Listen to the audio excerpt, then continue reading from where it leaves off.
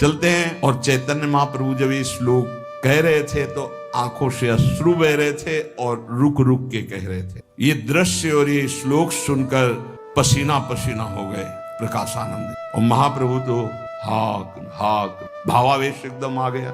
उनके निज जन कोई सभा में अब हिम्मत नहीं कि एक शब्द बोल सके। प्रकाशानंद जी पसीना पसीना हो रहे, आश्चर्यचकित हो रहे।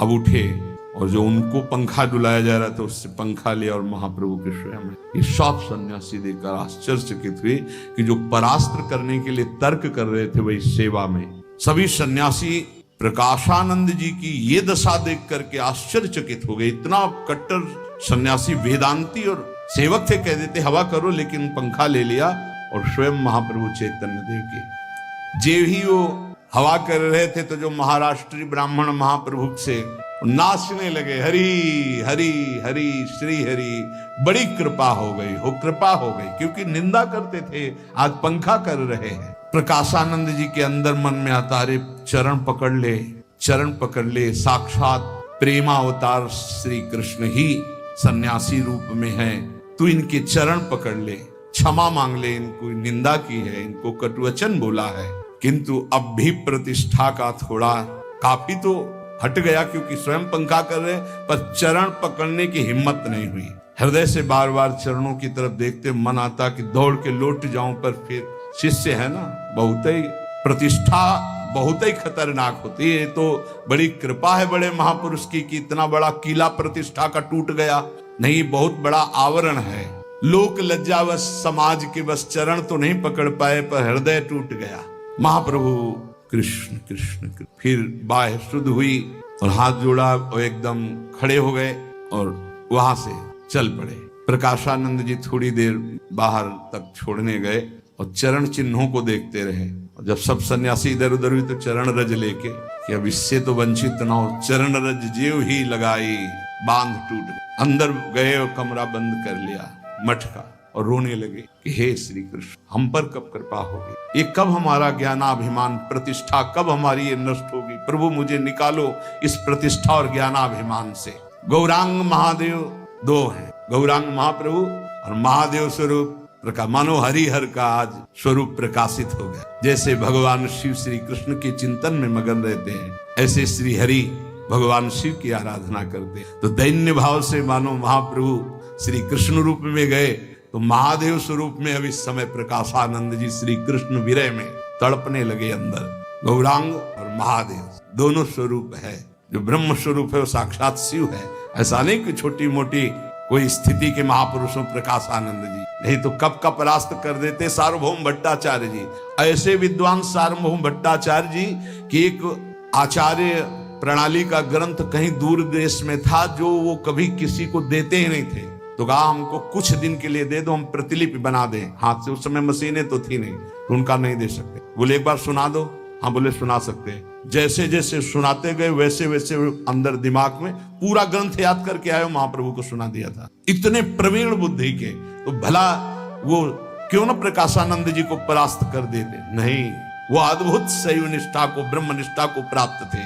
पर प्रेम तो प्रेम है, प्रेम का एक अद्भुत प्रभाव होता है जो किसी को भी परास्त कर सकता है। जब भगवान को अधीन अजित को जीत लिया तो और कौन बात। अजित को कोई जीता तो प्रेम नहीं, भगवान का एक नाम है प्रेमाधीन।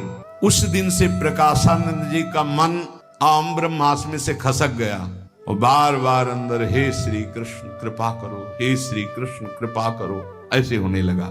बीच बीच में रोने लगे। कभी जीवन में आंसू नहीं आते सन्यास में, ध्यान रखना। अब रोना शुरू हुआ। उन्हें कुछ अच्छा नहीं लग रहा था। वेदांत की सारी बातें ग्रंथ सब मानो काटने को दौड़ रहे हों।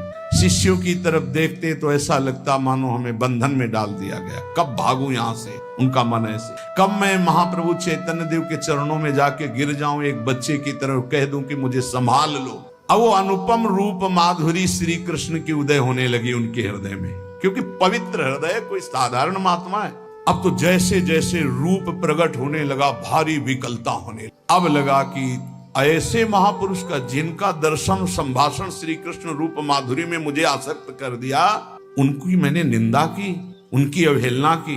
एक बार उनके चरणों में पड़ के रोऊं, क्षमा याचना करूं, पर कैसे कैसे करूं, कैसे उनके चरणों में पड़ूं।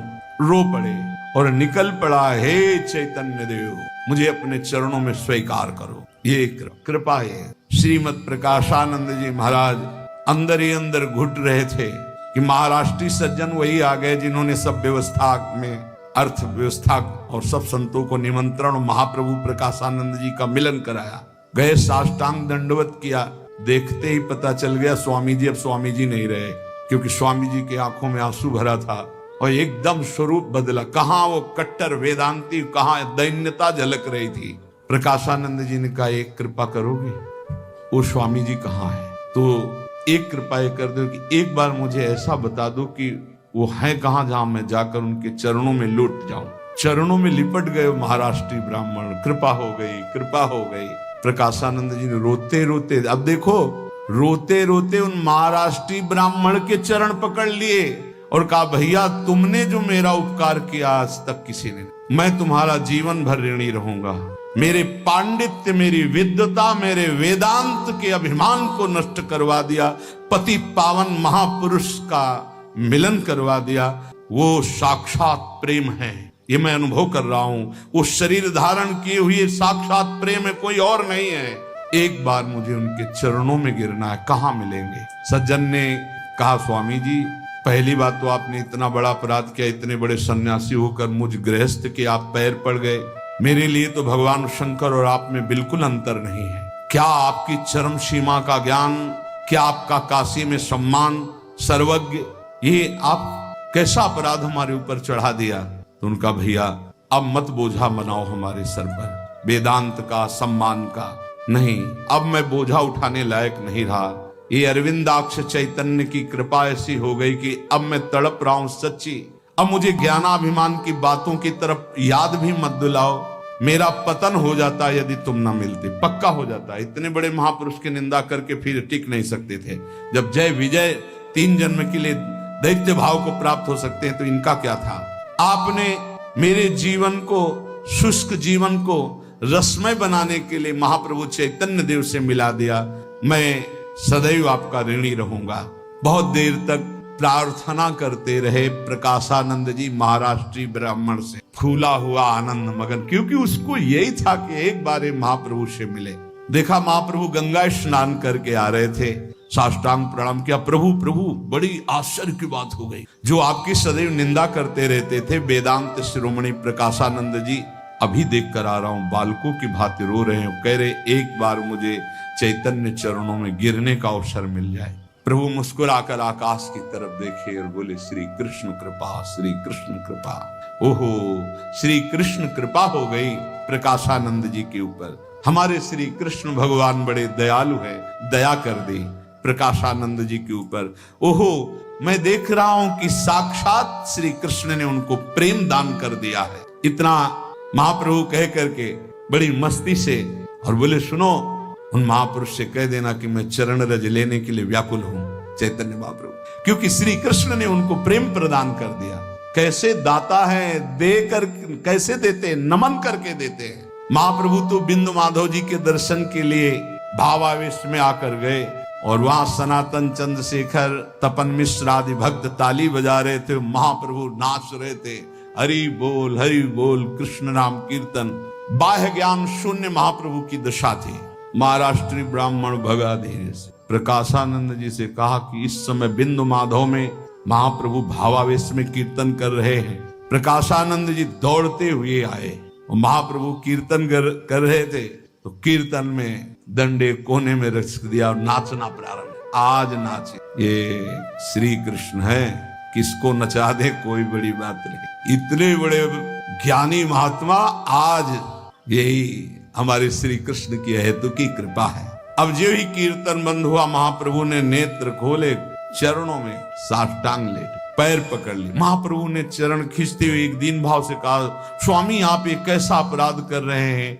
मैं आपका सेवक हूं, आप गुरुजन हैं, आप क्यों पाप चढ़ा रहे हैं? आप ऐसा क्यों कर रहे हैं? मैं तो आपके शिष्य की भी बराबरी नहीं कर सकता। प्रकाशानंद जी ने कहा, प्रभु बस बस, बहुत मैं पापी हूं माना, बहुत अभिमानी हूं माना, पर आपके चरणों में पड़ा हूं। अब प्रभु नहीं, अब तो कृपा कीजिए। मैं बहुत नीच हूं, अभिमानी हूं, आपकी निंदा की, इसलिए आप ऐसा कह रहे हैं। प्रभु अब कृपा कीजिए। चैतन्य महाप्रभु ने कान में हाथ रखते हुए कहा, श्री हरि आप ये कैसी बात कह रहे हैं?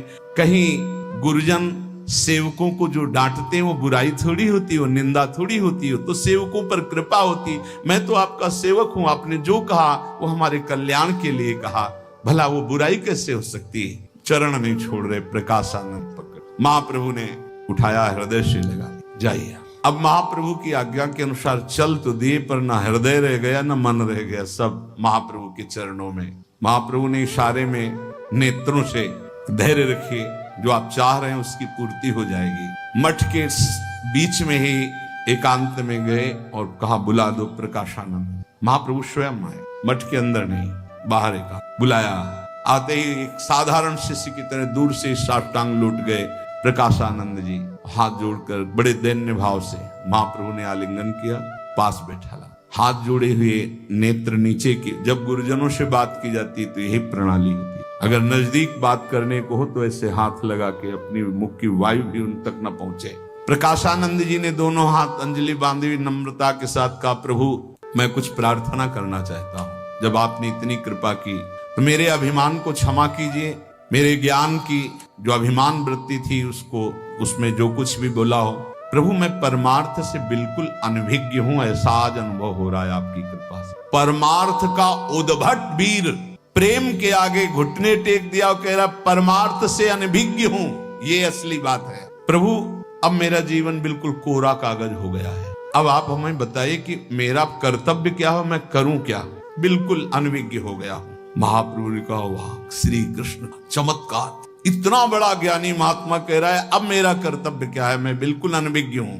ऐसा ही होता है, ज्ञान का पूरा खजाना होने पर भी जब वृंदावन का रस की बात आती है तो ऐसा होता है कि जैसे बड़ी दरिया हो, तैरना आता ना हो, नाव नजदीक हो ना, उसकी दशा क्या होगी?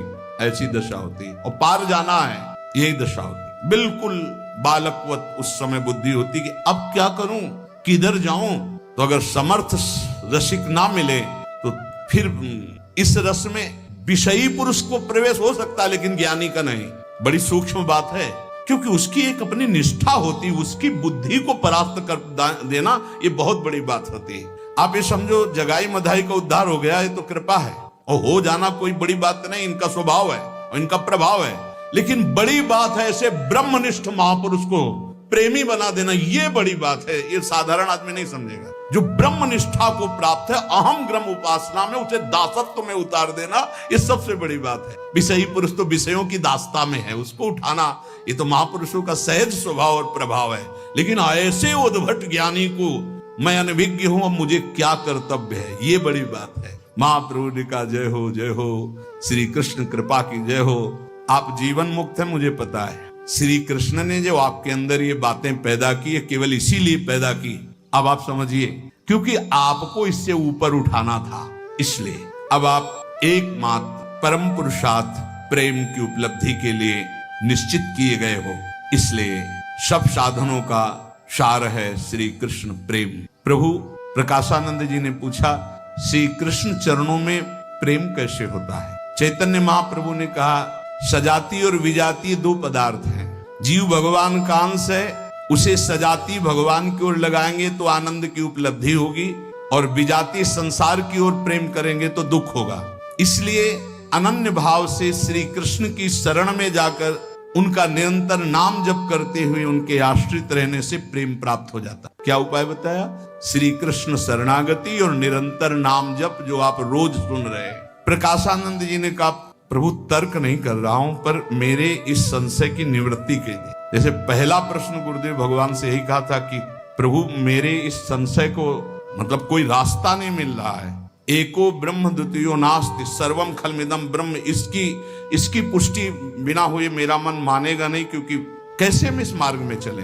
हमारा सूत्र है सर्वम खलमिदम ब्रह्म, दूसरा कोई है नहीं। तो गुरुदेव भगवान ने कहा, नई बात कौन सी है? हमारे यहाँ भी तो आचार्य यही कह रहे हैं, ये क्रूरापि पापिनो न च सताम संभाष्य दृश्याश्चे सर्वानुवस्तुतया निरीक्ष परम स्वाराध्य बुद्धिर्मम। सर्वानुवस्तुतया निरीक्ष, सर्वम खलमिदम ब्रह्म, सर्वानुवस्तुतया निरीक्ष, एक ही बात, एकदम हृदय शीतल हो। अरे सिद्धांत मिल गया। बोले प्रभु तर्क नहीं कर रहा हूं, पर इसकी द्वितीयाद वही भयम भवती, वेद कहता है। अगर द्वितीय भाव द्वैत भाव है तो भय बना रहेगा। तो प्रभु सेवक सेव्य भाव में द्वैत भाव है और द्वैत भाव है तो भय है, फिर भय है तो निर्भय पद कैसे? प्रभु ने कहा ध्यान पूर्वक विचार करना। द्वैत से सदा भय होता मैं भी मानता हूं, अद्वैत भावना में शांति है मैं भी मानता हूं, किंतु आप सोचिए, अब विचार करना, आत्मा में और श्री कृष्ण में द्वैत है क्या? नहीं। आत्मा में श्री कृष्ण में द्वैत है क्या? नहीं। आत्मा श्री कृष्ण की अंश स्वरूप है, अंश और अंशी में द्वैत है क्या? नहीं। तो फिर सेवक और सेव्य में कैसे द्वैत होगा? सखा और सखा में द्वैत कैसे होगा? पिता और पुत्र में कैसे द्वैत होगा? पति और पत्नी में कैसे द्वैत होगा? क्योंकि सच्ची पति पत्नी का भाव है आत्मवत, सच्चे पिता पुत्र का भाव है आत्मवत, सच्चे सखा का भाव है आत्मवत, सच्चे सेवक का भाव है अपना विस्मरण होकर स्वामी में तन्मय हो जाना। जहां इन संबंधों में प्रेम होता है वहां द्वैत खत्म हो जाता है। प्रेम दो में होता है पर दो रहने नहीं देता। प्रेम गलिय तिसा करी तामे दो ना समाए, जैसे प्राय दोहा सुनाते रहते हैं प्रेमी जनों का, ब्रह्म नहीं माया नहीं, नहीं जीव नहीं काल, अपनी हूँ शुदिना रही, एक रहो नंदलाल। एक जिसे हम प्यार करते हैं, अपने को खो देते हैं और उसमें तन्मय हो जाते हैं, उसे प्रेम कहते हैं। द्वैत नहीं रहता प्रेम में। व्यवहार में 10 लोग बैठे हों, 10 एक ही इष्ट के प्रेमी हों, और कोई बात कहने के लिए आवे और कह दे मैं आपसे एकांत बात करना चाहता, तो वो कहेंगे अकेला ही समझो, ये 10 हमारे ही हैं। 10 होते हुए भी एक हैं, क्योंकि एक इष्ट वाले, एक विचार वाले, एक भाव वाले हैं। तुम निश्चिंत होकर कह सकते हो हम सब एक ही हैं। तो फिर सेवक और सेव्य में अंतर कैसे हो सकता है? स्वामी और सेवक संबंध, सखा और सखा का संबंध, पिता और पुत्र का संबंध, पति और पत्नी का संबंध, ये शांत दास्य सख्य वात्सल और कांता भाव मैंने कहा। इनमें से एक भी भाव आ जाए तो अपने का विस्मरण कराकर केवल श्री कृष्ण की स्मृति में रखता तो द्वैत कहां रह गया? द्वैत से अद्वैत हो जाता है और अद्वैत स्थिति में द्वैत रहता है। दास्य भाव, सख्य भाव, वात्सल्य भाव या कांता भाव, कहीं द्वैत का प्रवेश नहीं है। देखो ना गोपीजन कह रहे नाहिन रहो हियमा ठौर, हृदय में जगह नहीं। सखाओं को देखो तो श्री कृष्ण अनुराग में, मैया बाबा को देखो तो लाला के अनुराग में, ब्रजवासियों को देखो तो श्री कृष्ण ही श्री कृष्ण उनके मन बुद्धि प्राण में। इसलिए आपका ये भ्रम चला जाना चाहिए कि श्री कृष्ण प्रेम में द्वैत रहता है। आप अधिकारी हो इसलिए इसका चिंतन करो। बहुत गंभीर मुद्रा में प्रकाशानंद जी रहे, फिर एकदम प्रसन्न मुद्रा में चरणों में गिरे, बोले प्रभु आज मेरा पुनर्जन्म हो गया, आज मेरे सारे संशय नष्ट हो गए, आपने मुझे स्वीकार कर लिया। तो प्रभु अब ना ये चिंतन रह गया है और ना अब ये प्रकाशानंद नाम रखना चाहते हैं, आप मेरा नाम बदल दीजिए। प्रभु थोड़ी देर के लिए गंभीर हुए और बोले प्रकाश तो खूब ज्ञान का हो गया था लेकिन प्रेम का प्रबोध नहीं हुआ था, इसलिए आज से आपका नाम रखते हैं प्रबोधानंद जी। प्रबोधानंद जिनकी आप रोज वृंदावन महिमामृत, अब आपको प्रबोध हुआ है प्रेम का नाच पर। प्रकाशानंद जी का नाम आज से प्रबोधानंद जी श्री चैतन्य महाप्रभु ने रखा और कहा हमारा आदेश है, आपका एक ही निवास स्थल है वृंदावन धाम, निश्चित आपका एक ही काम है वृंदावन बिहारी और बिहारिणी जी का यश गान करना, नाम कीर्तन करना। आप इसी क्षण वृंदावन के लिए जाए, यही आदेश है, ये कृपा। मठ नहीं गए लौट के, प्रकाशानंद जी बचे नहीं, प्रबोधानंद जी हो गए। बस महाप्रभु के चरणों की धूल ली, वहीं दंड छोड़ा, अब दंड मिल गया जितना मिलना था और वहीं से वृंदावन के लिए चल दिए, सब छोड़ दिए वृंदावन के लिए। ऐसे ही है महादेव जी की कृपा, ऐसी जब कृपा होती है तो ऐसे ही होती है। जब वृंदावन आ रहे थे तो पैदल ही आए, यमुना किनारे किनारे जब आए तो मथुरा में विश्राम घाट के आगे जब बढ़े तो वृंदावन और मथुरा के बीच में एकांत स्थल में राजा परमानंद जी महाराज हरिवंश महाप्रभु के शिष्य पद्मासन लगाए हुए एकांत कुंज में बैठे थे। अचानक दृष्टि प्रबोधानंद जी की पड़ी, नजदीक गए, बड़े समाधि के ज्ञाता थे, तो कभी अश्रु बह रहे, कभी मुस्कुरा रहे, बायशुद्धि नहीं। प्रातःकालीन वेला से शाम तक इंतजार करते रहे कि महापुरुष की समाधि भंग हो, इनसे बात करूं। ब्रज में सबसे पहला दर्शन परमानंद राजा का हो, राजा परमानंद जो महाप्रभु के शिष्य थे और अब वृंदावन का सेवन कर रहे थे।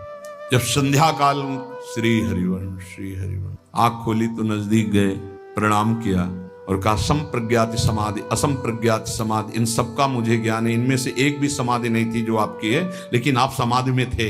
ये कौन सी समाधि है? तो उनका ये प्रेम समाधि, मुझे इसका उपदेश कीजिए। तो उनका हम तो नहीं जानते, तो हम किसी साधन से नहीं प्राप्त की, हमारे ऊपर हरिवंश महाप्रभु की, हमारे गुरुदेव की कृपा हुई, उससे प्राप्त। तो बोले समाधि में शून्य में स्थित रहते हैं आप? बोले ये तुम्हारी समाधि होगी संप्रज्ञात या संप्रज्ञात समाधि में, यहाँ शून्य में नहीं, यहाँ प्रिया प्रीतम की लीला में। प्रिया प्रीतम की लीला कैसे प्राप्त होगी? बोले हमारे गुरुदेव हरिवंश महाप्रभु सीधे वहां से सेवा कुंज की तरफ आए, तो सेवा कुंज में महाप्रभु श्री जी की सेवा में रहते थे।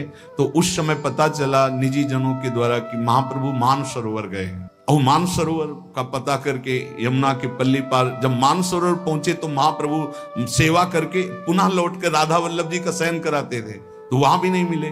तो विचार किया मानसरोवर रात में रुके, बहुत जंगल था। आज के हम 26-27 वर्ष पहले की बात कहते, ऐसे पूरी 24 घंटा में एक दो कोई चला जाए तो चला जाए, वो सब वो पत्थरों का जमाना है। लताएं ऐसी ऐसी देख कर भाव उत्पन्न, बड़े बड़े वृक्ष सब राधे राधे। गुरु जी के संग जब पहली बार गए एकदम प्रबोधानंद जी जब आए थे तो 500 वर्ष आज के, उस समय घोर जंगल, जब सिंह सर्प भिक्षु ये सब रहते थे। वृंदावन में वास करना बिना सिद्धों के नहीं, यहाँ कोई साधारण वास आ ही नहीं सकता था। बड़े बड़े सिद्ध महापुरुष, जिधर देखो स्वामी जी महाराज, हरिवंश महाप्रभु, हरिराम व्यास जी, बड़े बड़े गोपाल भट्ट जी, बड़े बड़े महापुरुषों का। अब वहां गए, जब महाप्रभु नहीं मिले तो सोचा रात्रि यहीं इतना सुखद श्री जी का एकांतिक कुंज है यहीं, जे हुई 11 बजे तक तो जगते रहे। सोई भयावह धूल भरी आंधी चली और कहीं कुछ नहीं।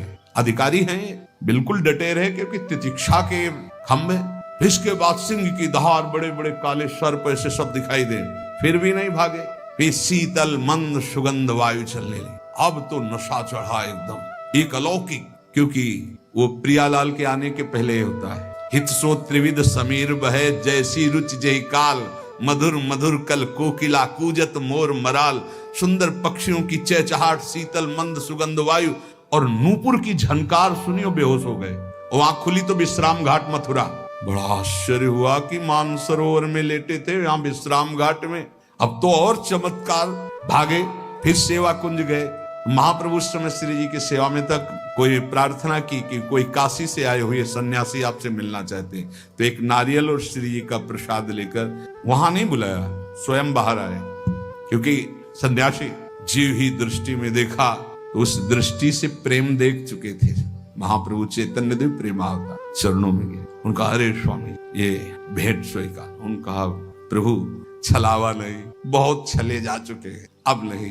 प्रभु मानसरोवर में गया तो ऐसी घटना क्यों हुई, फिर मैं आगे देख क्यों नहीं पाया। नूपुर की झनकार और शीतल मंद वायु ने हमें मूर्छित कर दिया और मैं मानसरोवर से विश्राम घाट पहुंच गया। बोले अभी आपका अधिकार लीला प्रवेश में, इसलिए श्री जी की सखी ने आपको विश्राम घाट में शयन करा दिया। प्रभु कैसे प्राप्त? बोले वृंदावन की रज का सेवन और रसिकों का संग, अनन्य धर्मावलंबी हो श्रीपाद। तो वृंदावन का जो अद्भुत अनन्य आसक्ति आप सुन रहे हैं, ये हित महाप्रभु की कृपा से हमारे रसिक वाणियों में बहुत सुंदर स्तवन प्रबोधानंद जी ने हरिवंश महाप्रभु का किया, जो अपने उसमें लिखा। तो महाप्रभु की कृपा से अनन्य वृंदावन की निष्ठा जागृत हुई और कालीदह के समीप समाधि है, श्रीपाद की समाधि है, दर्शन करने गए हैं। बहुत महामहिम स्वरूप से अकिंचन वृत्ति से रहते और हित धर्म के अनुसार श्री वृंदावन की रस रीति का रसास्वादन किया। चैतन्य महाप्रभु की कृपा से वृंदावन, वृंदावन के रसिकों की कृपा से प्रिया प्रीतम का अनन्य अनुराग श्रीपाद प्रबोधानंद जी को प्राप्त हुआ। महाप्रभु श्री चैतन्य देव एक बात पर बहुत जोर देते थे कि किसी भी वैष्णव के प्रति कहीं थोड़ा भी मन में अगर ग्लानि वाला विषय है तो उसके अंदर प्रेम रस नहीं प्रकट होगा। भगवान नाम समस्त प्रकार के सुखों को देने वाला है, महाप्रभु चैतन्य देव कहते। पर यदि आप भगवान नाम का जाप भी करते हैं और किसी वैष्णव के मन को दुखा दिया है, तो चाहे जितना जाप कर ले वो आपको आनंद प्रदान नहीं करेगा। महाप्रभु की नाम जापक नाम के प्रभाव से भगवान की कृपा से महात्माओं का संग प्राप्त करता है, ये पहली कृपा होती है। महात्माओं की कृपा से नाम निष्ठा प्रकट होती, नाम जप की बहुत जोर की निष्ठा होती। सावधानी ये रहे कि किसी भी महात्मा के प्रति, भगवत प्रेमी के प्रति अपराध न बन जाए। भक्त को देखकर उसकी किसी बाहरी बात में दोष दर्शन कर लेना, निंदा कर देना, ये सब नहीं होना। महाप्रभु इस पर बहुत जोर देते थे कि देखो, तुम भूल कर किसी भी भगवत भजन करने वाले की कैसी भी वृत्ति हो, उसकी निंदा मत करना, उससे द्वेष मत करना, ये महापाप है। अगर ऐसा करोगे तो नाम का प्रताप तुम्हें नहीं मिलेगा। जिस पर दोष दर्शन हो जाए उसकी चरण रज लेके माथे पे रखो।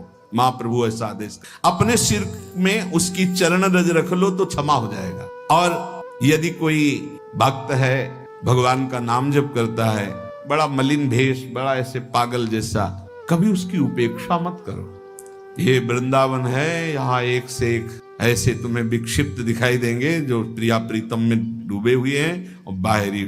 हमने कई महापुरुषों के दर्शन किए, एक तो भगवंदस और एक थे कि पेपर का टुकड़ा ही लिए रहते थे। वैसे पेपर का टुकड़ा सामने रखते थे, जहां खड़े तो बस तंबा लगाए, बनियान पहने, पेपर का टुकड़ा। मैं तो बिल्कुल पागल, रोज परिक्रमा लगाते थे, रोज वही पेपर का टुकड़ा, दूसरा नहीं। एक दिन स्वभाव में ऐसे था परिचय बनाना, ऐसे महापुरुषों नजदीक गए, घूम गए पेपर के से, महाराज दंडोत पेपर, और दृढ़ता हुई, हाँ, क्योंकि पुराने गंगा किनारे के महापुरुषों के हाथ से पले हुए तो पता है सिद्धों की कैसी गति होती। महाराज बहुत समय से देख रहे हैं, एक ही पेपर का टुकड़ा हो ऐसे, तो थोड़ा हटाइए और कृपा करके देखिए। नशे में आके, भागवतिक नशे में घूर्णित नेत्र। क्या बात है, क्या जानना चाहते? वह जानना नहीं चाहते, जानना तो ठीक है, लेकिन हम आपके दर्शन करना चाहते थे, ये क्या लीला है। तो उनका जगत से बचने के लिए साधु को कोई न कोई बाहरी ऐसी लीला रखनी चाहिए जिससे आकर्षण ना हो।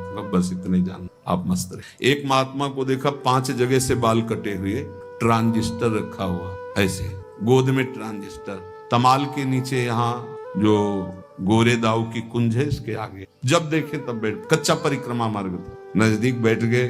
उनका गाना तो सुनते नहीं आप, और बीड़ी पीते नहीं क्योंकि बिला जली लगी, और 5 जगह से बाल, जैसे किसी ने किसी को दंड दिया। क्या लीला है? बोले तुम्हें क्या मतलब? मतलब नहीं, पर आपसे पूछ रहे हैं।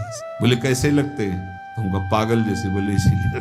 बोले इसीलिए। एक महात्मा 2 नाव पत्तल जितने मिलते वो बोरा लिए रहते, उसमें डालते रहते, फिर बिछा देते, फिर डालते रहते। उनका महाराज इसका क्या मतलब है? तो उनका कैसे लग रहे? उनका लग तो ऐसे ही रहे आप जैसे कोई पागल आदमी ऐसे समेटता हो फिर बिखेर देता हो। हर चेष्टाएं महात्माओं की बाहरी पुरुष पकड़ न पावे, उनकी बाहरी पुरुष पकड़ न पावे, और स्थिति निरंतर। जब एक दिन उन महात्मा को सोच में पड़े हुए देखा जो बोरा वाले, तो उनका दूर रहना, दूर। तुमका क्यों महाराज जी? दवा लेना अति अनिवार्य है, आपकी हालत खराब। का प्रारब्ध भोग क्षय हो रहा है, दूर जाओ, बात भी मत करो प्रियता की, दूर जाओ। एक बोरा, एक लंगोटी और हाफ नेकर, क्या पहचानोगे? कैसे जालोगे? ये वृंदावन है, बहुत होश में। यहाँ ऐसा न समझना कि अगले पगले घूम रहे हैं, प्रिया प्रीतम के प्रेम रस में निमग्न है।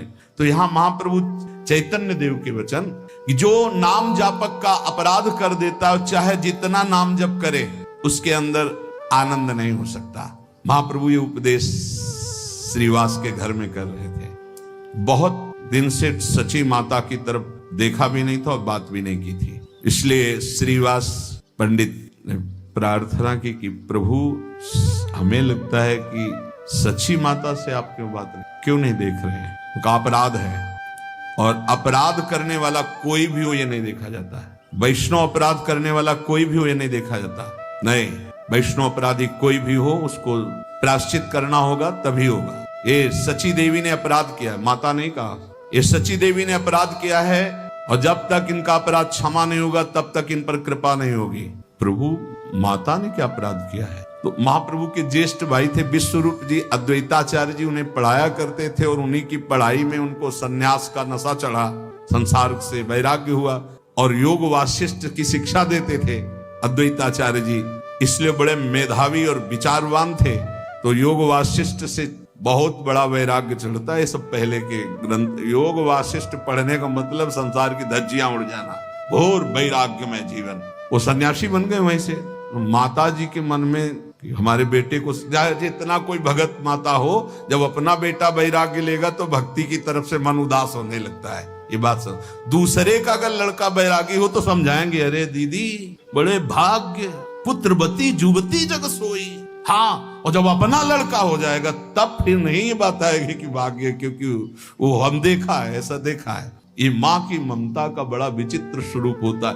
उसी दिन से अद्वैताचार्य जी के प्रति माता जी का, और जब महाप्रभु तो वो भी अद्वैताचार्य, वो भी सन्यासी जब बन गए, तब मैया के हृदय में तो पक्का हो गया कि अद्वैताचार्य जी हमारे घर को सन्यासी बनाने वाले, बर्बाद करने वाले हुए। तो अंदर से अद्वैताचार्य जी के प्रति माता जी अंदर अंदर रुदन करती रहती थी। अद्वैताचार्य जी के प्रति ये दोष दर्शन होता था कि इन्होंने हमारे बड़े बेटे को और छोटे बेटे को भी, महाप्रभु ने कहा कि सची देवी के अंदर अद्वैताचार्य जी के प्रति दोष दर्शन है।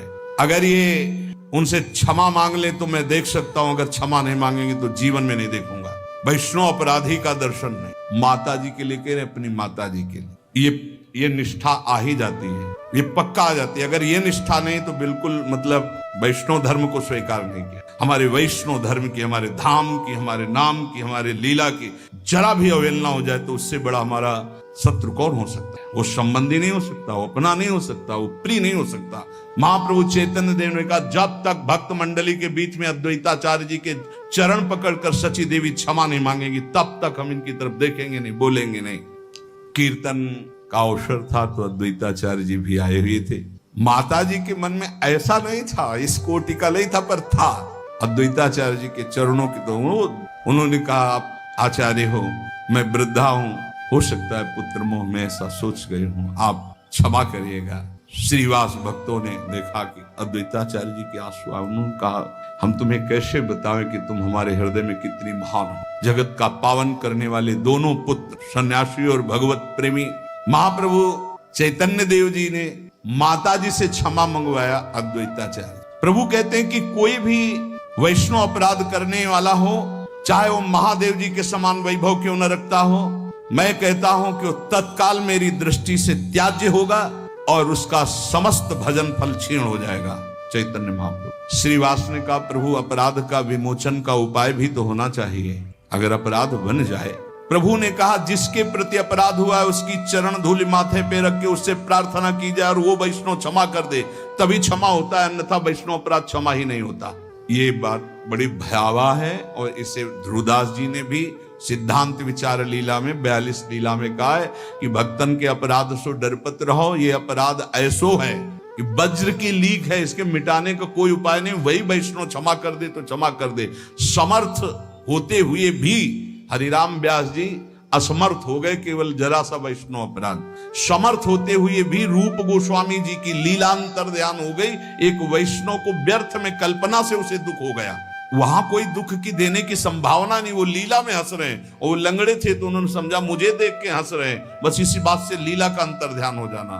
तो आप महाप्रभु चैतन्य देव की जो महिमा, जो उनके भक्तों के, उनके पार्षदों के आप चरित्र सुने, उसका चिंतन करें। और आखिरी बात महाप्रभु की कि चाहे जितना कोई नाम जापक हो, यदि वैष्णव अपराध करेगा तो चाहे महादेव जी के समान ज्ञान और वैभव हो, वो नष्ट हो जाए। इसलिए श्रीपाद ने भी यहाँ वर्णन किया बार बार कि धाम में रहते हुए धामी जनों का कोई अपराध न बने, कोई नाम जापक का अपराध न बने। तो जैसे भी हो, जितना भी नाम जप करते हो, प्रभु हमारे बड़े कृपालु, आपकी आध्यात्मिक उन्नति होगी, आप सुख पूर्वक जीवन व्यतीत करेंगे, आप सुख पूर्वक भगवत धाम की यात्रा करेंगे। इसलिए नाम जपते हुए, सबके चरणों में प्रणाम करते हुए सावधानी पूर्वक जीवन व्यतीत करें। जो संतों के उपदेश हैं वो केवल तुम्हारे मंगल के लिए है।